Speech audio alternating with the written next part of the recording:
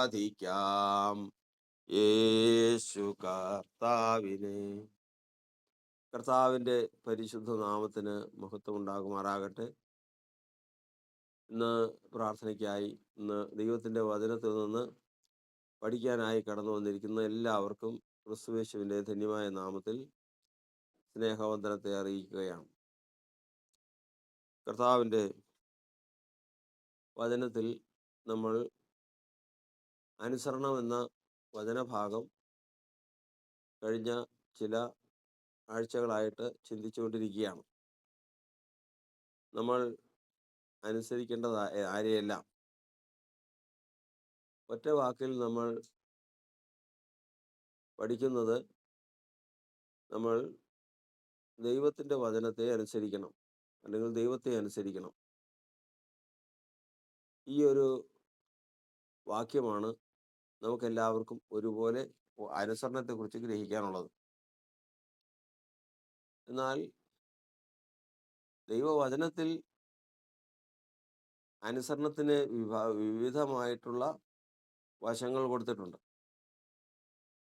അതായത്, ദൈവത്തിൻ്റെ വചനത്തെ അനുസരിക്കുന്നവൻ ആരെയെല്ലാം അനുസരിക്കണം. അങ്ങനെ നമ്മൾ ചിന്തിച്ചപ്പോൾ, ഒന്നാമത് നമ്മൾ ദൈവം പറയുന്നത് അനുസരിക്കണം എന്ന് ചിന്തിപ്പാനിടയായി തീർന്നു.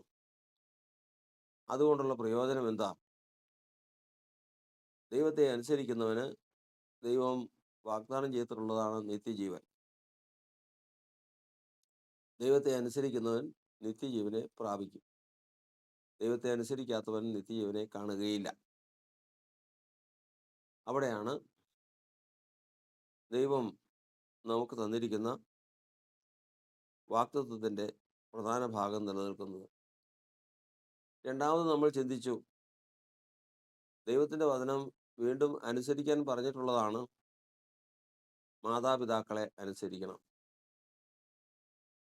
എന്തുകൊണ്ടാണ് മാതാപിതാക്കളെ അനുസരിക്കേണ്ടത്, എവിടം വരെ അനുസരിക്കണം, എങ്ങനെ അനുസരിക്കണം എന്നുള്ളതും നമ്മൾ ചിന്തിപ്പാനിടയായി തീർന്നു. മനുഷ്യൻ ജനിച്ചാൽ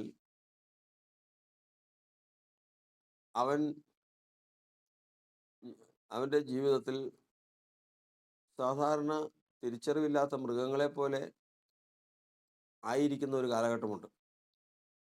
തിന്മ തള്ളി നന്മ തിരഞ്ഞെടുക്കാൻ പ്രായമാകുന്നതുവരെയും അവൻ പൂർണ്ണമായിട്ടും മാതാപിതാക്കളെ അനുസരിക്കണം. കാരണം തങ്ങൾക്ക് വേണ്ടത് എന്തെന്ന് അവർക്കറിയാൻ സാധിക്കാത്തൊരു കാര്യമാണ്. സ്വാഭാവികമായി ഗ്രഹിക്കുന്നവയാൽ നശിച്ചു പോകുന്നവരാണ് മൃഗങ്ങൾ. ഒരു വൃക്ഷത്തിൻ്റെ, അല്ലെങ്കിൽ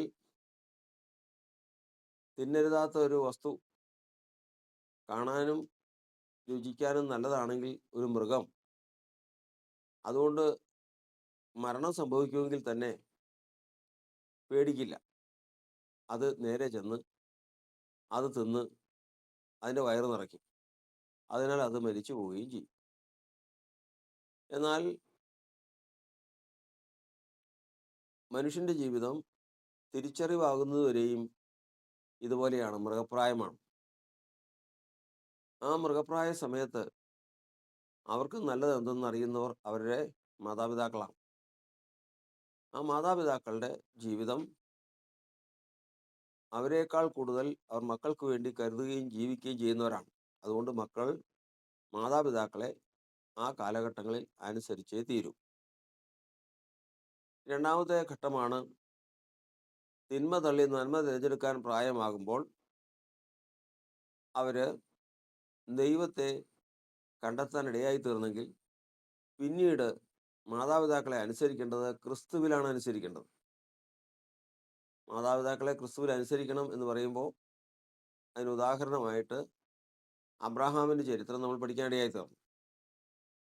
അബ്രഹാമിൻ്റെ അപ്പൻ അന്യദൈവങ്ങളെ വിശ്വസിക്കുകയും ആരാധിക്കുകയും ചെയ്യുന്നവനാണ്. എന്നാൽ അബ്രഹാമും ബാല്യപ്രായത്തിൽ അതിനോടൊപ്പം ചേർന്ന് ജീവിച്ചു. അബ്രഹാമിൻ്റെ അപ്പൻ്റെ പേര് തേരഹ് എന്നാണ്. എന്നാൽ സത്യം തിരിച്ചറിയാനായി പ്രായമായപ്പോഴേക്കും അബ്രഹാം അപ്പൻ്റെ വാക്കിനേക്കാൾ കൂടുതൽ ദൈവത്തിൻ്റെ ആലോചന പ്രാപിച്ച് അതിൽ നിന്ന് വിട്ട് ദൈവത്തെ അനുസരിക്കാനിടയായി തീർന്നു.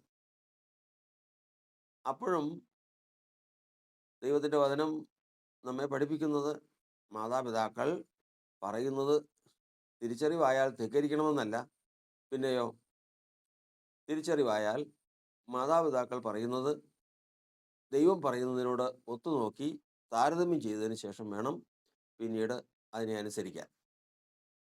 അങ്ങനെയാണ് അവൻ്റെ മാതാപിതാക്കൾ പറയുന്നത് അനുസരിക്കുന്ന രീതിയെന്ന് വചനത്തിൽ പറഞ്ഞിരിക്കുന്നത്. മാതാപിതാക്കളെ അനുസരിച്ചാൽ, ദൈവത്തെ അനുസരിച്ചാൽ എന്ത് കിട്ടും? നിത്യജീവൻ കിട്ടും. മാതാപിതാക്കളെ അനുസരിച്ചാൽ അവന് ദീർഘായുസ് കിട്ടും. ഒരു മനുഷ്യന് ഭൂമിയിൽ ദീർഘായുസ് ഉണ്ടായിരിക്കാൻ അവൻ്റെ മാതാപിതാക്കളെ ബഹുമാനിക്കുകയും അനുസരിക്കുകയും ചെയ്യണമെന്ന് ദൈവത്തിൻ്റെ വചനപ്രകാരം വാഗ്ദത്തത്തോടുകൂടിയ കൽപ്പനയാണ്. കേട്ടും കർത്താനുസ്തോത്രം. ഇനി മൂന്നാമത്തെ വിഷയം കഴിഞ്ഞ ആഴ്ച നമ്മൾ പഠിക്കാനിടയായി തീർന്നത്, നമ്മൾ വാഴ്ചകളെയും അധികാരങ്ങളെയും അനുസരിക്കണം. അതായത് ലോകത്തിൽ നമ്മൾ ജീവിക്കുമ്പോൾ ഇവിടെ ചില നിയമങ്ങളുണ്ട്. ആ നിയമങ്ങൾക്ക് നമ്മൾ പൂർണ്ണമായിട്ടും കീഴ്പ്പെട്ട് അനുസരിച്ചേ മതിയാവും. നമ്മളൊരു വാഹനവുമായി പോകുമ്പോൾ പോലീസുകാർ കൈ കാണിച്ചാൽ അതിനെ നിർത്തണം. അവർ ചോദിക്കുന്നതിന് മറുപടി കൊടുക്കണം. നിയമം പാലിക്കണം. അതുപോലെ നമുക്ക് പ്രാപിക്കുന്ന കാര്യങ്ങൾക്കെല്ലാം ടാക്സ് കൊടുക്കണം, നികുതി കൊടുക്കണം, കപ്പം കൊടുക്കണം. അങ്ങനെ പല വിവിധ തരത്തിലുള്ള വാഴ്ചകളും അധികാരികളുടെ നിയമങ്ങളുണ്ട്. നമ്മൾ ജീവിക്കുന്ന രാജ്യത്ത് ഭരണാധികാരികൾ പറയുന്നത് നാം അനുസരിക്കണം. അതിനെക്കുറിച്ചാണ് കഴിഞ്ഞ ആഴ്ച നമ്മൾ ചിന്തിപ്പാനിടയായി തീർന്നത്. അതുകൊണ്ട് അത് എന്തിനു വേണ്ടിയിട്ടാണ്? ദൈവത്തിൻ്റെ വചനത്തിൽ നമ്മൾ പഠിക്കുന്നത്, അതുകൊണ്ട് ദൈവത്തിൻ്റെ ജനത്തിന് അധികാരികളിൽ നിന്ന് പുകഴ്ച നിയമിക്കാനിടയായി തീരും ദൈവം. അതായത് ദൈവത്തിൻ്റെ ജനത്തിന് ദൈവം അധികാരികളിൽ കൂടി കൊടുക്കുന്ന നന്മയുണ്ട്. അതായത് ഇവിടുത്തെ സർക്കാർ മുഖാന്തരം ദൈവജനത്തിന് നന്മ വെച്ചിട്ടുണ്ട്. ആ നന്മ വെച്ചിട്ടുള്ളത് പ്രാപിക്കാനായിട്ട് ഞാൻ എൻ്റെ ദൈവത്തെ മാത്രമേ അനുസരിക്കൂ, ഞാൻ സർക്കാരിനെ അനുസരിക്കില്ല എന്ന് പറഞ്ഞാൽ ഒരിക്കലും സാധിക്കില്ല. അങ്ങനെയുള്ള സഭകളുണ്ട്, അങ്ങനെയുള്ള വിശ്വാസങ്ങളുണ്ട്, അങ്ങനെയുള്ള പല കാര്യങ്ങളും ഈ ലോകത്തിലുണ്ട്. അവർ ടാക്സ് കൊടുക്കുന്നില്ല, അല്ലെങ്കിൽ അവർ രാജ്യത്തെ നിയമങ്ങൾക്ക് വിധേയപ്പെടുന്നില്ല. ഒരിക്കലും നമുക്കത് പാടില്ല. കാരണം നമുക്ക് ഒരു മാന്യത, നമുക്ക് ദൈവം തരുന്ന ഒരു മാന്യത അധികാരികളിൽ കൂടിയാണ് ഒരു വശം. ആ വാക്യം നമുക്കൊന്ന് വായിക്കാം. നമ്മളത് കഴിഞ്ഞ ആഴ്ച ചിന്തിച്ചതാണെങ്കിലും, റോമാലേഖനം 13-ാം അധ്യായം വായിച്ച്, ഏതു മനുഷ്യനും ശ്രേഷ്ഠാധികാരങ്ങൾക്ക് കീഴടങ്ങട്ടെ, ദൈവത്താലല്ലാതെ ഒരു അധികാരവുമില്ലല്ലോ. ഉള്ള അധികാരങ്ങളോ ദൈവത്താൽ നിയമിക്കപ്പെട്ടിരിക്കുന്നു. ആകയാൽ അധികാരത്തോടെ മറുക്കുന്നവൻ ദൈവവ്യവസ്ഥയോട് മറുക്കുന്നവനോ ശിക്ഷാവിധി പ്രാപിക്കും. വിശ്വാസികളിൽ തന്നെ അനേകരെ ടാക്സ് കൊടുക്കാത്തതിനും നിയമം പാലിക്കാത്തതിനും അറസ്റ്റ് ചെയ്യാറുണ്ട്. അവർ ദൈവമക്കളാ, അവരെ തൊട്ട് കഴിഞ്ഞാൽ വിവരം അറിയും. ഇതൊന്നും പറഞ്ഞിട്ട് കാര്യമില്ല. കാരണം ഇത് അധികാരികളെ അനുസരിച്ചേ മതിയാവും. വാഴുന്നവർ സൽപ്രവൃത്തിക്കല്ല ദുഷ്പ്രവൃത്തിക്കത്ര ഭയങ്കരം. അധികാരത്തിനെ ഭയപ്പെടാതിരിക്കാൻ ഇച്ഛിക്കുന്നുവോ? നന്മ ചെയ്യുക, എന്നാൽ അവനോട് പുകഴ്ച ലഭിക്കും. നിന്റെ നന്മയ്ക്കായിട്ടല്ലോ അവൻ ദൈവ ശുശ്രൂഷകാരനായിരിക്കുന്നത്. അവനും ആരാണ്? ദൈവത്തിൻ്റെ ശുശ്രൂഷക്കാരനാണ്. ദൈവം നിയമിച്ചുള്ള ശുശ്രൂഷക്കാരനാണ്. അപ്പോൾ അവനിൽ കൂടി നമുക്ക് എന്ത് നിയമിച്ചിട്ടുണ്ട്? മാനവും പുകഴ്ചയും നിയമിച്ചിട്ടുണ്ട്. അപ്പോൾ മര്യാദയ്ക്ക് നടന്ന് നിയമം അനുസരിച്ച് നമ്മൾ ലോകത്ത് ജീവിക്കുകയാണെങ്കിൽ ആ പുകഴ്ച അവനിൽ നിന്ന് നമുക്ക് ലഭിക്കും. ഈ പുകഴ്ച അവൻ തരുന്നതല്ല, പിന്നെയോ ദൈവം അവൻ്റെ ഏൽപ്പിച്ചിരിക്കുന്നതാ. ഇപ്പോൾ ഞാൻ നഥനയേലിന് ഒരു 100 രൂപ തരണം. അപ്പം ഞാൻ മുസ്തനെ ഏൽപ്പിച്ചിരിക്കുക, അവൻ കൊടുത്തേക്കണം.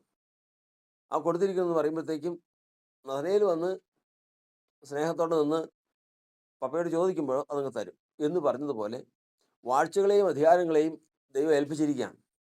ഇത് എടുത്തോളാൻ പറഞ്ഞു. അത് ആർക്ക് കിട്ടും? വാഴ്ചകളെയും അധികാരങ്ങളെയും അനുസരിച്ച് വ്യവസ്ഥ പ്രകാരം ഭൗമിക ചട്ടങ്ങൾക്ക് കീഴ്പ്പെടുന്നവർക്ക് അത് ലഭിക്കും.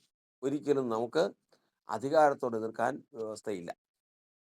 പിന്നെ വേറൊരു വ്യവസ്ഥ ഉണ്ട്. എന്തെന്നാൽ അത് പരീക്ഷയുടെ വിഷയം പഠിക്കുമ്പോൾ നമുക്ക് പഠിക്കാം. ഇപ്പോൾ നമ്മൾ ഒരു കാര്യം പഠിക്കേണ്ടത് വാഴ്ചകളെയും അധികാരങ്ങളെയും നമ്മൾ അനുസരിക്കേണ്ടതാകും. അധികാരികളെ നമ്മൾ മാനിച്ച് അനുസരിക്കേണ്ടതാകും. അപ്പോൾ ഇപ്പോൾ 3 അനുസരണത്തെക്കുറിച്ച് നമ്മൾ കഴിഞ്ഞ ആഴ്ചകൾ പഠിക്കാനിടയായി തീർന്നു. ഇന്ന് നമുക്ക് റോമാലേഖനം 1-ാം അധ്യായത്തിൻ്റെ 6-ാം വാക്യം വായിക്കാം.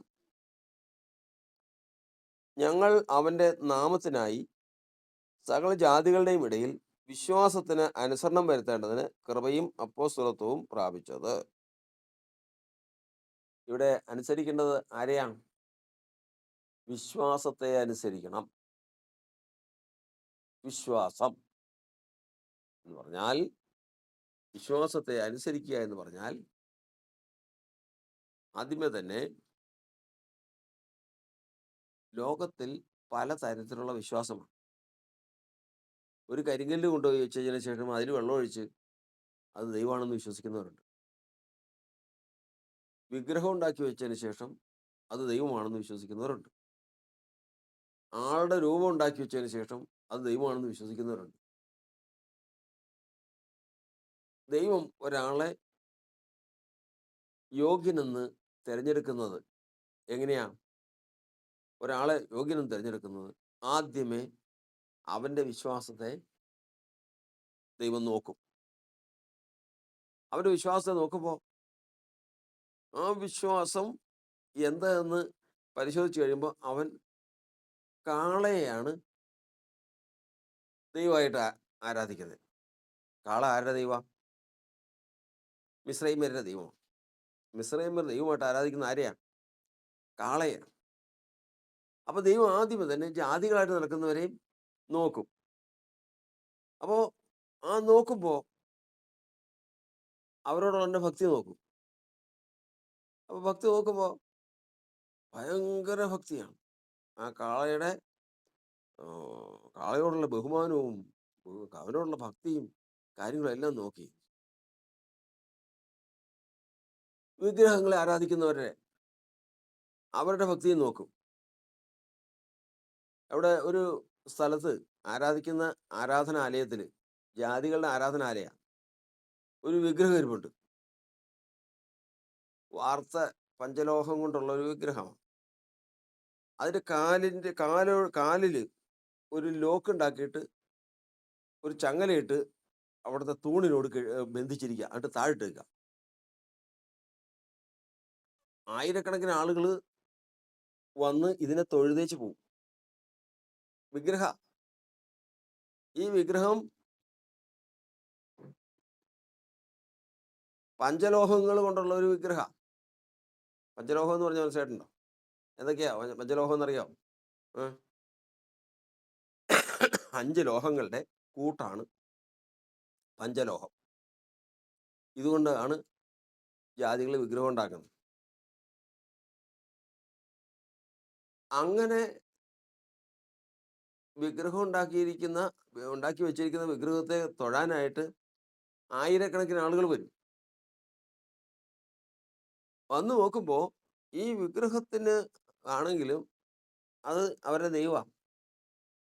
ഒന്ന് തൊഴുത് അവരുടെ പൈസ ഇട്ട് പ്രസാദം മേടിച്ചിട്ട് വരും. പക്ഷേ ഈ വിഗ്രഹത്തിനൊരു അതിൻ്റെ കാലയിൽ ഒരു ചങ്ങല ഇട്ടിട്ട് അവിടെ പൂട്ടിയിട്ടിരിക്കുക. അതെന്താ ചങ്ങല പൂട്ടിയിരിക്കണേന്ന് അറിയാം? എന്തിനാ ഈ വന്നിരിക്കുന്നവൻ ഇത് കഴിഞ്ഞില്ല. പരിസരം നോക്കി ആരും ഇല്ലെങ്കിൽ ഈ സാധനം എടുത്തോണ്ട് പോകും. ഏത് ഈ ദൈവത്തെ എടുത്തോണ്ട് പോകും. അപ്പൊ മനസ്സിലായോ? അപ്പൊ ഈ വരുന്നവൻ വിശ്വസിക്കുന്നുണ്ടെങ്കിലും ഇവന്റെ ഭക്തി എത്രമാത്രം ഉണ്ടെന്ന് അവിടെ ഉള്ളവർക്കറിയാം. അപ്പോ ഇതെല്ലാം കപടമാണ് എല്ലാം. എന്നാൽ ഇതിൽ വിശ്വസിച്ച് തങ്ങളുടെ സ്വന്തം ജീവൻ കൊടുക്കുന്നവരുണ്ട്. ആ കാളയാണ് തങ്ങളുടെ ആ ദൈവമെങ്കിൽ ആ കാളയ്ക്ക് വേണ്ടി ജീവൻ കൊടുക്കുന്നവരുണ്ട്. അത്രമാത്രം ആത്മാർത്ഥതയോട് കൂടി ഇരിക്കുന്നവരുണ്ട്. ദൈവം അത് നോട്ട് ചെയ്ത് വയ്ക്കും. അപ്പോസ്തലനായ പൗലോസ് ഒരിക്കൽ അഥേന എന്ന് പറയുന്ന ഒരു സ്ഥലത്ത് പോയി. അവിടെ ചെന്ന് കഴിക്കുമ്പോഴത്തേക്കും അവിടെ വിഗ്രഹങ്ങൾ കൊണ്ട് നിറഞ്ഞിരിക്കുക. മുഴുവൻ വിഗ്രഹം. ആ വിഗ്രഹങ്ങളിൽ ഓരോ വിഗ്രഹങ്ങളും ചെന്ന് നോക്കി. അപ്പോസ്തലനായ പൗലോസ് ചെന്ന് നോക്കി. ഓരോ വിഗ്രഹങ്ങളും നോക്കി. ഇത് ഇന്ന ദേവന്, ഇത് ഇന്ന ദേവന്, ഇത് ഇന്ന ദേവന്റെ പേര്, ഇങ്ങനെ തുടങ്ങി കണ്ട് ഒരു സ്ഥലത്ത് ചെന്ന് നോക്കിയപ്പോഴത്തേക്കും പേരറിയാൻ പാടില്ല. അജ്ഞാത ദേവൻ എന്ന് എഴുതി വെച്ചു. ഓ ആ ദേവൻ ആരാന്ന് അവർക്ക് തന്നെ അറിയാൻ പാടില്ല. അജ്ഞാത ദേവൻ എന്ന് എഴുതി വെച്ചിരിക്കുന്നു. ഇതിങ്ങനെ കിടക്കുവാണ്. അപ്പോ അപ്പോസ്തലനായ പൗലോസ് പറഞ്ഞ്, അഥേന പുരുഷന്മാരെ, നിങ്ങളെല്ലാ മനുഷ്യരെക്കാളും അതിഭക്തരെന്ന് ഞാൻ കാണുന്നു. ഇവര് വെറുതെ അല്ല, കച്ചവട മനസ്സതയല്ല, പിന്നെയോ അവര് വിശ്വസിക്കുന്നത് അങ്ങനെ തന്നെ ചെയ്യുന്നവരാ. അത് അങ്ങനെയുള്ളവരെ കർത്താവ് എന്ത് ചെയ്യുന്നു? അങ്ങനെയുള്ളവർക്കാണ് ദൈവം അവിടെ നിന്ന് മാറ്റിയതിന് ശേഷം ഇതല്ല യഥാർത്ഥത്തിലുള്ള ആരാധന, ഇതല്ല. അവർക്ക് ദൈവം സത്യം വെളിപ്പെടുത്തി കൊടുക്കും. സത്യം വെളിപ്പെടുത്തി കൊടുത്താൽ അവർക്ക് മനസ്സിലായി, അയ്യോ, മുൻപ് ഞാൻ നടന്നത് എങ്ങനെയാ, ഞാൻ ആരെയാ ദൈവം എന്ന് വിശ്വസിച്ചിരുന്നത്, അത് ദൈവമല്ല. യഥാർത്ഥത്തിൽ സത്യദൈവം ഇതാണ് എന്ന് മനസ്സിലാക്കി ഇതിലേക്ക് വരുന്നു. ഏത്? സത്യദൈവമായ കർത്താവായ യേശു ക്രിസ്തുവിനെ അവർക്ക് വെളിപ്പെടുത്തി കൊടുക്കുന്നു. പഴയ നിയമത്തിൽ നമ്മൾ പഠിക്കുന്നത് യഹോവയെ അവർക്ക് വെളിപ്പെടുത്തി കൊടുക്കും. ഇത് വെളിപ്പെടുത്തി കിട്ടിക്കഴിഞ്ഞാൽ ആ സമയം മുതൽ വിശ്വാസം അവരിൽ ഇതാണ് സത്യദൈവം എന്ന് അറിഞ്ഞു കഴിഞ്ഞാൽ ആ സമയത്ത് തന്നെ അവര് ഫലം കായ്ക്കും. കൊലോസ്യലേഖനം 1-ാം അധ്യായത്തിന്റെ 6-ാം വാക്യത്തിൽ എഴുതിയിരിക്കുന്നത് 1-ന്റെ 6 വായിച്ച്.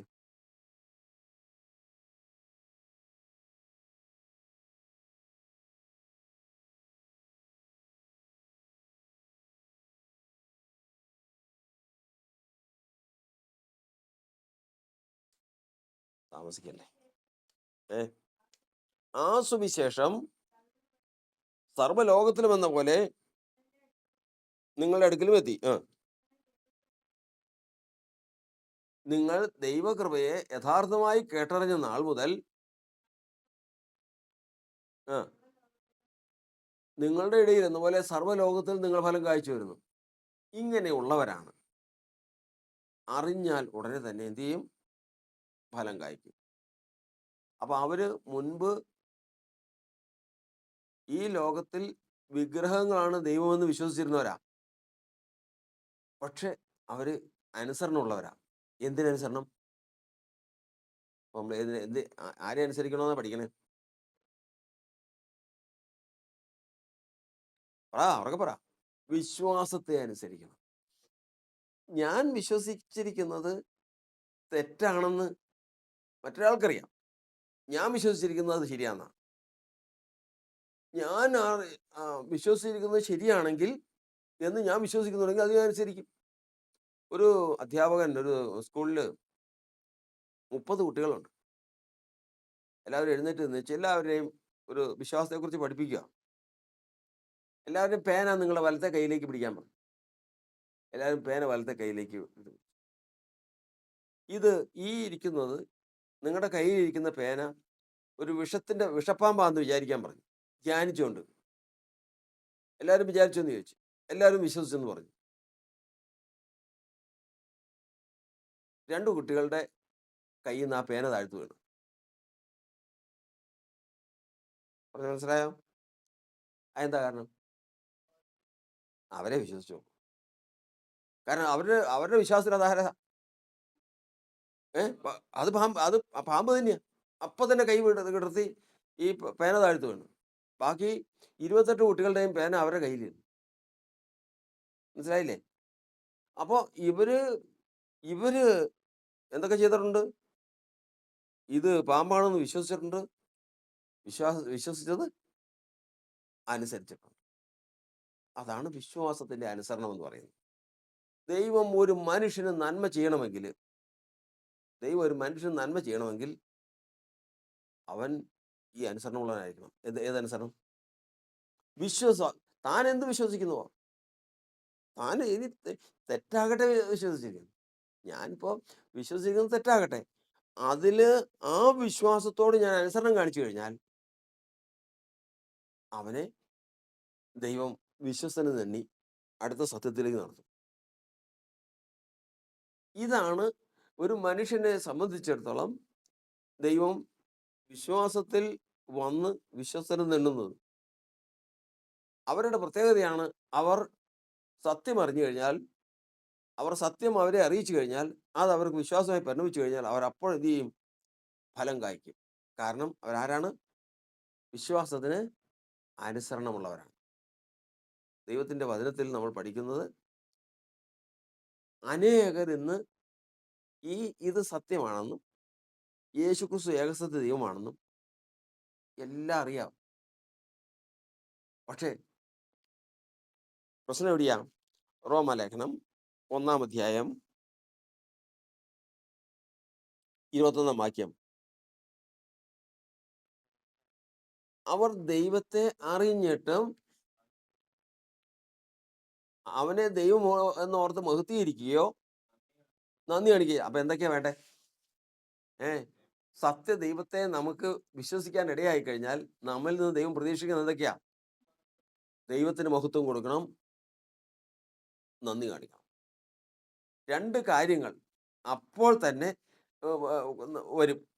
ഇത് കാണിക്കുകയോ ചെയ്യില്ല. ഇവര് വിശ്വസിച്ചിട്ടുണ്ട്, പക്ഷെ എന്ത് ചെയ്തിട്ടില്ല? അതല്ല. അബ്രഹാം ജാതിയായിരുന്നു. അബ്രഹാമിന്റെ അപ്പൻ ആരായിരുന്നു? വിഗ്രഹാരാധിയായിരുന്നു. അബ്രഹാം കൂടെ ആരാധിച്ചുകൊണ്ടിരുന്നവനാ. അബ്രഹാമിനെ ദൈവം എങ്ങോട്ട് കൊണ്ടുവന്നു? സത്യവിശ്വാസത്തിലേക്ക് കൊണ്ടുവന്നു. ഇവിടെ ഇവരെന്ത് ചെയ്ത്?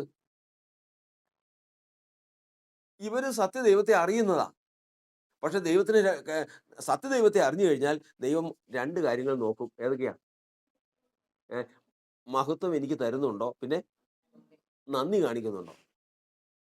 അതാ പറയുന്നത്, ഞാൻ എൻ്റെ മഹത്വം മറ്റൊരുത്തനും എൻ്റെ സ്തുതി വിഗ്രഹങ്ങൾക്കും വിട്ടുകൊടുക്കില്ല. ദൈവം ഏറ്റവും കൂടുതൽ ആഗ്രഹിക്കുന്നതാണ് ദൈവത്തെ മഹത്വപ്പെടുത്തുക.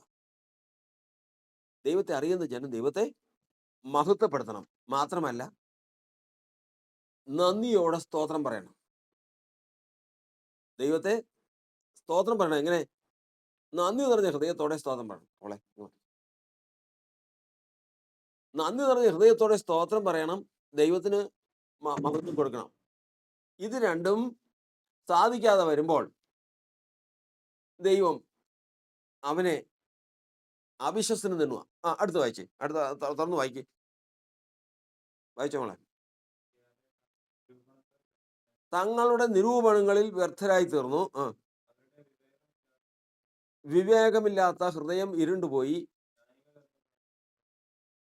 ജ്ഞാനികളെന്ന് പറഞ്ഞുകൊണ്ട് അവർ മൂഢരായിപ്പോയി. അക്ഷയനായ ദൈവത്തിന്റെ തേജസ്സിനെ അവർ ക്ഷയമുള്ള മനുഷ്യൻ, പക്ഷി, നാൽക്കാലി, ഇഴജാതി മാറ്റിക്കളിച്ചു. അപ്പൊ ഇവര് സത്യദൈവത്തെ അറിഞ്ഞവരാ, സത്യദൈവത്തെ വിശ്വസിച്ചവരാ. പക്ഷെ എന്ത് ചെയ്തിട്ടില്ല? വിശ്വാസത്തിന് അനുസരണം കാണിച്ചിട്ടില്ല. അപ്പൊ വിശ്വസിച്ചാൽ വിശ്വാസത്തിന്റെ അനുസരണം 2 കാര്യങ്ങളാണ്. ഒന്ന്, ദൈവത്തിന് മഹത്വം കൊടുക്കും, ദൈവത്തിന് നന്ദി കാണിക്കും. ഈ രണ്ട് കാര്യങ്ങളാണ് പ്രധാനമായിട്ടും ദൈവത്തിന് മുമ്പാകെ കായ്ക്കുന്ന ഫലം. ഇത് രണ്ടും ചെയ്തില്ല എങ്കിൽ അവൻ ക്രമേണ എങ്ങോട്ട് പോകും? ലോകത്തെ ആരാധിക്കുന്ന അവസ്ഥയിലേക്ക് പോകും. ഏതാ? ക്ഷയമുള്ള മനുഷ്യൻ, ഇഴജാതി, നാൽക്കാലി, പക്ഷിമൃഗാദികൾ എന്നിവയുടെ സദൃശ്യത്തിലേക്ക് മാറ്റിക്കളയും.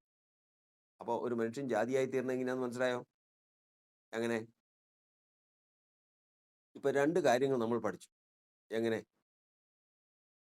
ജാതിയായിരുന്ന ഒരുവൻ വിശ്വാസിയായി തീർന്നു. എന്തുകൊണ്ട്? വിശ്വാസത്തിന് അനുസരണം കാണിച്ചതുകൊണ്ട്. സത്യവിശ്വാസിയായിരുന്ന ഒരുവൻ ജാതിയായി തീർന്നു. എന്തുകൊണ്ട്? വിശ്വാസത്തിന് അനുസരണക്കേട് കാണിച്ചതുകൊണ്ട്. കർത്താവിന് സ്തോത്രം. അതുകൊണ്ടാണ് ദൈവത്തിൻ്റെ വചനത്തിൽ നമ്മൾ പഠിക്കുന്നത്, നിങ്ങൾ അറിഞ്ഞവരും ലഭിച്ച സത്യത്തിൽ ഉറച്ചു നിൽക്കുന്നവരുമായിരിക്കണം. പറഞ്ഞേ, നിങ്ങൾ അറിഞ്ഞവരും, അറിഞ്ഞാൽ പോരാ, പിന്നെ ലഭിച്ച സത്യത്തിൽ ഉറച്ചു നിൽക്കുന്നവരുമായിരിക്കണം. താൻ എന്ത് വിശ്വസിക്കുന്നുവോ അതെന്ത് ചെയ്യണം? അനുസരിക്കുന്നവരായിരിക്കണം. അറിഞ്ഞവരും ലഭിച്ച സത്യത്തിലും അറിഞ്ഞ വിശ്വാസത്തിന് അനുസരണം കാണിക്കുന്നവൻ വിഗ്രഹത്തെ ആരാധിക്കുന്ന ജാതി ആയാലും ദൈവം അവനെ എങ്ങോട്ട് കൊണ്ടുവരും? ദൈവം അവനെ വിശ്വാസത്തിലേക്ക് തൻ്റെ ഭക്തനാക്കി മാറ്റും. ദൈവത്തെ വളരെ കൃത്യമായിട്ട് അറിഞ്ഞിട്ടും വിശ്വാസത്തിന് അനുസരണം കാണിച്ചിട്ടില്ല എങ്കിൽ ദൈവം അവനെന്ത് ചെയ്യും?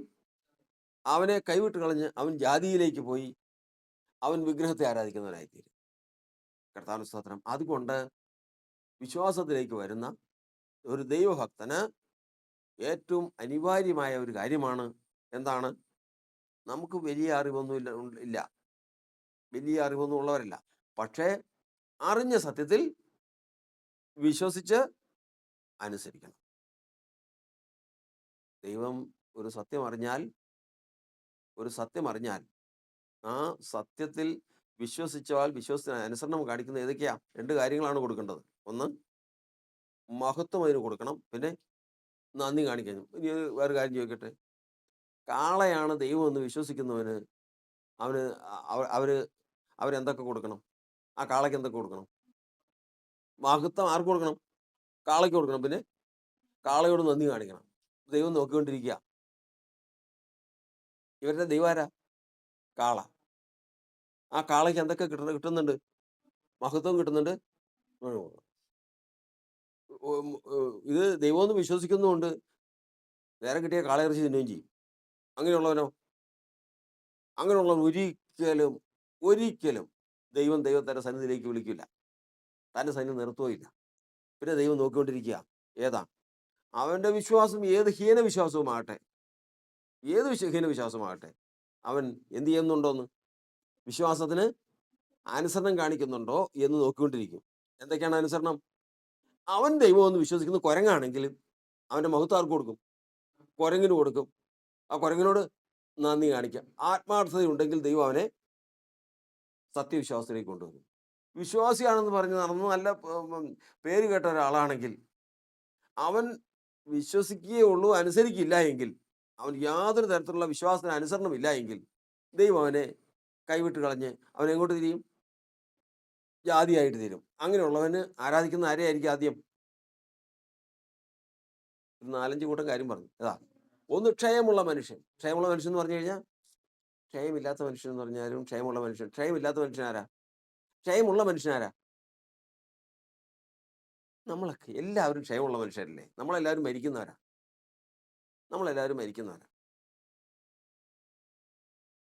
ക്ഷയമില്ലാത്ത മനുഷ്യൻ എന്ന് പറഞ്ഞാരാ? ഉറക്കെ പറ. ക്രിസ്തുയേശു മരിച്ചിട്ട് ഉയർത്തെഴുന്നേറ്റവൻ ഇനി ഒരിക്കലും അവന് മരണമില്ല, ക്ഷയവുമില്ല, ദ്രവത്വമില്ല. അവന് എന്നേക്കും നിത്യനായി വാഴുകയാണ്. അവനെ ആരാധിക്കാം. നമുക്ക് ഒറ്റ ചോദ്യം, നമുക്ക് മനുഷ്യനെ ആരാധിക്കാമെന്ന് ചോദിച്ചാൽ എന്ത് പറയും? പാടില്ല. അപ്പോൾ നിങ്ങൾ യേശുവിനെ ആരാധിക്കുന്നത് എന്താണെന്ന് ചോദിച്ചാലോ? ഉറക്കെ പറ. അത് ഇപ്പൊ പറഞ്ഞ വാക്ക് പറ. ക്ഷയമുള്ള മനുഷ്യനെയാണ് ഞങ്ങൾ ആരാധിക്കില്ലാത്തത്. ക്ഷയമില്ലാത്ത മനുഷ്യനെ പറ. ക്ഷയമില്ലാത്ത മനുഷ്യനെ ആരാധിക്കാം. അവനാണ് പൂർണ്ണൻ. അവനാണ് പൂർണ്ണൻ. അവനെ ആരാധിക്കാം.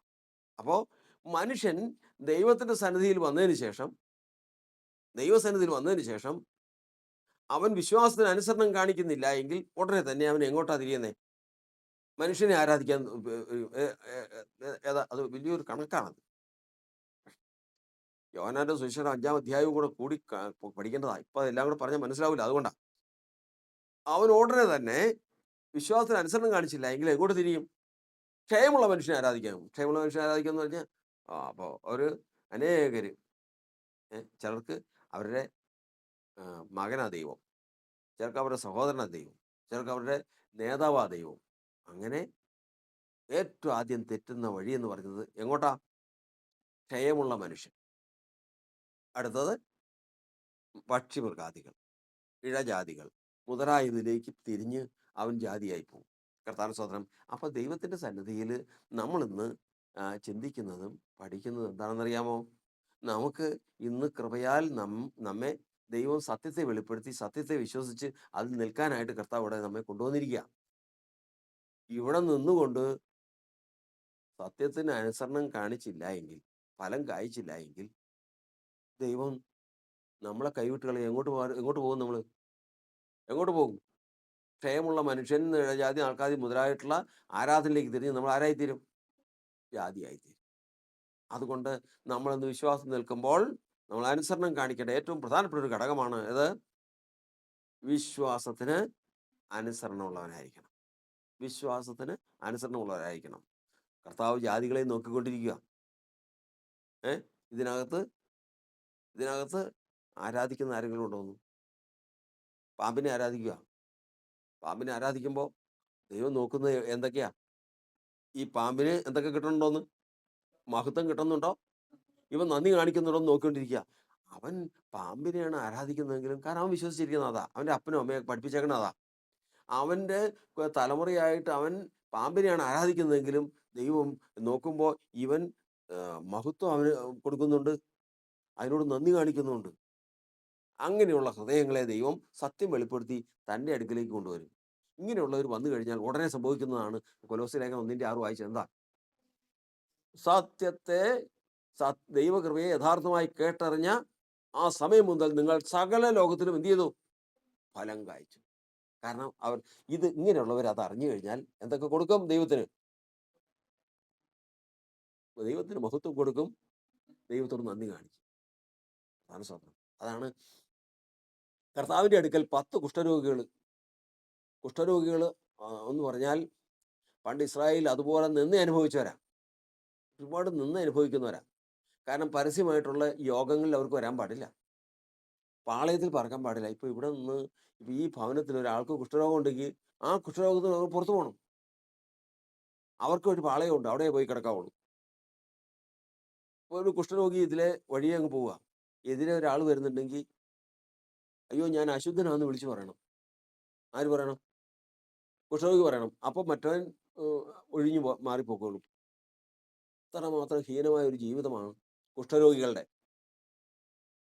എന്നാൽ കർത്താവ് ഒരു വഴിക്ക് പോകുമ്പോഴേക്കും അവിടെ നിന്ന് 10 കുഷ്ഠരോഗികൾ, യേശുവേ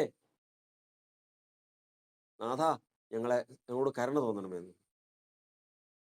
കർത്താവ് പറഞ്ഞു നിങ്ങൾ പോയി ശുദ്ധമാക്കിക്കൊള്ളാൻ പറഞ്ഞു. ഇവർ പോകുന്ന വഴിക്ക് കുഷ്ഠരോഗം സൗഖ്യമായി. ഈ 10 പേര് നിന്നോ നീങ്ങിപ്പോയി.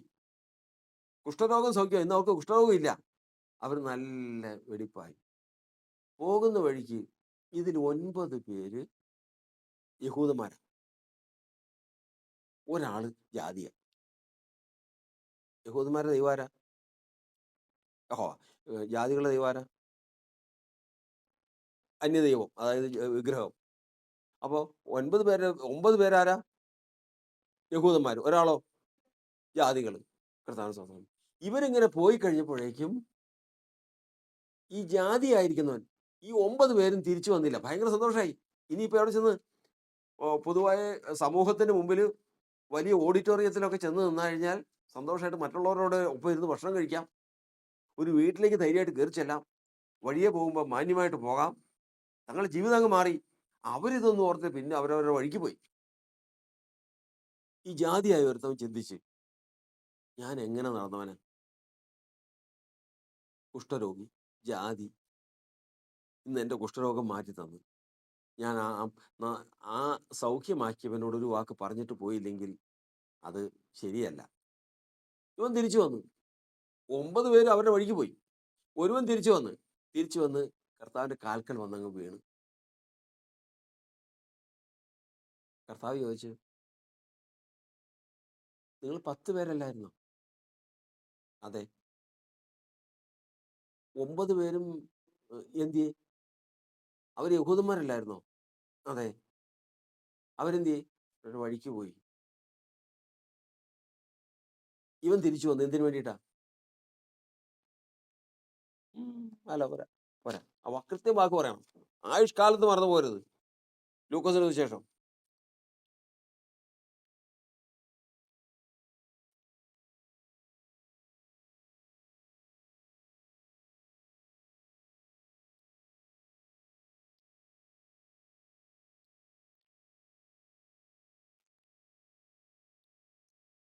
എൻ്റെ 17-ാം അധ്യായത്തിന്റെ 15-ാം വാക്യം. അതിന്റെ 18, 13 മുതൽ വായിച്ചു. അപ്പൊ വേഗം വായിക്കണം. അതിന്റെ 12 മുതൽ. ഒരു ഗ്രാമത്തിൽ ചെല്ലുന്നേരം കുഷ്ഠരോഗികളായ 10 പുരുഷന്മാർ വന്ന് അവനെ എതിരപ്പെട്ടു. അകലെ നിന്നുകൊണ്ട്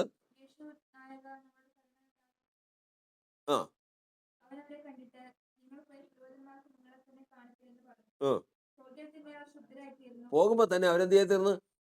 ശുദ്ധരായി തീർന്നു. ഉച്ചത്തിൽ മഹത്വപ്പെടുത്തിക്കൊണ്ട് ആരും എത്ര പേര് മടങ്ങി വന്ന്? ഒരാള്.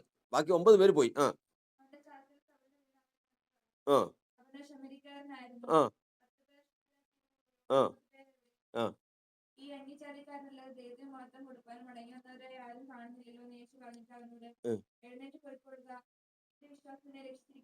കർത്താവിന് സ്തോത്രം. ഇവൻ എന്തൊക്കെ കൊടുത്തു വന്ന്? മാത്രമല്ല, അതിന് മുമ്പ് ഒരു വാക്യം വായിച്ചല്ലോ, നന്ദി.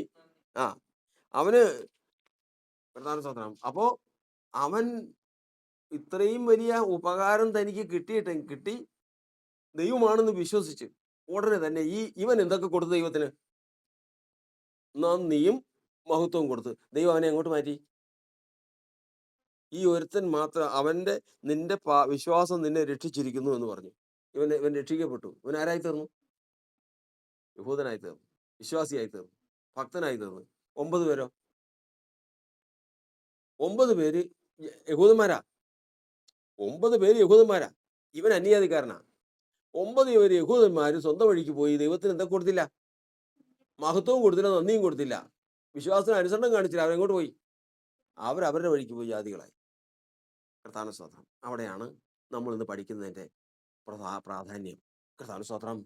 10 പേര് ശുദ്ധമായി തീർന്ന് 9 പേര് യഹൂദന്മാരായിരുന്നു. അവരവരുടെ വഴിക്ക് പോയി, തിരിച്ചു വന്നില്ല. എന്നാൽ ഇവൻ ദൈവത്തിന് നന്ദി പറയാനും ദൈവത്തിന് മഹത്വം കൊടുക്കാനും തിരിച്ചു വന്നു. കർത്താവിന് സ്തോത്രം. അവനെ ദൈവം രക്ഷിക്കപ്പെട്ടവരുടെ ഇടയിലേക്ക് മാറ്റി യഹൂദനാക്കി തീർന്നു, ഭക്തനാക്കി തീർന്നു. അതുകൊണ്ട് ദൈവത്തിന്റെ വചനം പറയുന്നത്, ഒരു മനുഷ്യൻ നമ്മൾ ഏത് കാര്യമാകട്ടെ, നമുക്ക് ബുദ്ധി കുറവായിരിക്കാം, ജ്ഞാനം കുറവായിരിക്കാം, എല്ലാം ശരിയാ, നമ്മൾ എന്ത് വിശ്വസിക്കുന്നുവോ അത് നമ്മൾ അനുസരിച്ചിരിക്കണം. നമ്മൾ അനുസരണം കാണിക്കേണ്ട ഏറ്റവും പ്രധാനപ്പെട്ട ഒരു ഘടകമാണ് ഏത്? വിശ്വാസത്തിന് അനുസരണം കാണിക്കണം. നമ്മൾ എന്ത് വിശ്വസിക്കുന്നുവോ അതിനോട് അനുസരണം കാണിച്ചിരിക്കണം. ആ വിശ്വാസത്തിന് അനുസരണം കാണിച്ചില്ലെങ്കിൽ അവൻ ക്രമേണ ജാതിയായി പോകും. വിശ്വാസത്തിന് പൂർണ്ണ അനുസരണം കാണിച്ചാൽ അവൻ ആരായി തീർന്നു? അവൻ യഹൂദനായി തീർന്നു, ആത്മീയ യഹൂദനായി തീർന്നു. അവനെ ദൈവം ഉന്നത പദവിയിലേക്ക് നടത്തി. മുട്ടുകളമടക്കം പ്രാർത്ഥിക്കാം. പരിശുദ്ധനായ ദൈവമേ, സ്വർഗസ്ഥ പിതാവേ, ഈ നല്ല സമയത്തിനായി ഞങ്ങൾ കർത്താവിനെ സ്തുതിക്കുന്നു. കർത്താവ് ഞങ്ങളെ കേൾപ്പിച്ച വചനങ്ങൾക്കായി സ്തോത്രം. കർത്താവെ, അനുസരണത്തെക്കുറിച്ച് കർത്താവിന്റെ വചനത്തിൽ നിന്ന് ഞങ്ങൾ ചില ആഴ്ചകളായി പഠിച്ചുകൊണ്ടിരിക്കുകയാണ്. ദൈവത്തെ അനുസരിക്കണം, മാതാപിതാക്കളെ അനുസരിക്കണം, കർത്താവ് വാഴ്ചകളെയും അധികാരങ്ങളെയും അനുസരിക്കണം. എന്നാൽ ഇന്ന് ഞങ്ങൾ കർത്താവിന്റെ വചനത്തിൽ നിന്ന് കർത്താവെ വിശ്വസിക്കുന്നതെന്തോ ആ വിശ്വാസത്തിന് അനുസരണം കാണിക്കണം, വിശ്വാസത്തെ അനുസരിക്കണമെന്ന് പഠിച്ചു. കർത്താവെ, ഞങ്ങളെ ഓർക്കണമേ. ഞങ്ങൾ വിശ്വസിച്ച ദൈവം ചെയ്ത പ്രവർത്തനങ്ങളെ ഓർത്ത് വിശ്വസിച്ചെങ്കിലും പലപ്പോഴും അനുസരണം കാണിച്ചിട്ടില്ല കർത്താവ്. ഇന്ന് അതിനൊക്കെ ഈ ഒരു മാറ്റം തന്ന് ദൈവമേ, വിശ്വാസത്തിന് അനുസരണം കാണിക്കാത്തവൻ ജാതിയായി തീർന്നു, വിശ്വാസത്തിന് അനുസരണം കാണിക്കുന്നവൻ യഹൂദനായി തീർന്നു. ദൈവത്തിൻ്റെ മഹാപ്രവൃത്തിക്കായി സ്തോത്രം. ഞങ്ങൾ വിശ്വസിച്ച് ദൈവത്തിന് മഹത്വവും ദൈവത്തിന് നന്ദിയും കാണിക്കുന്ന ശ്രേഷ്ഠന്മാരുടെ കൂട്ടത്തിലായി തീരുവാൻ ദൈവകരങ്ങളിലേക്ക് സമർപ്പിച്ച് പ്രാർത്ഥിക്കും. കാത്തോളം സ്തോത്രം. മറിയ പ്രാർത്ഥിച്ചു.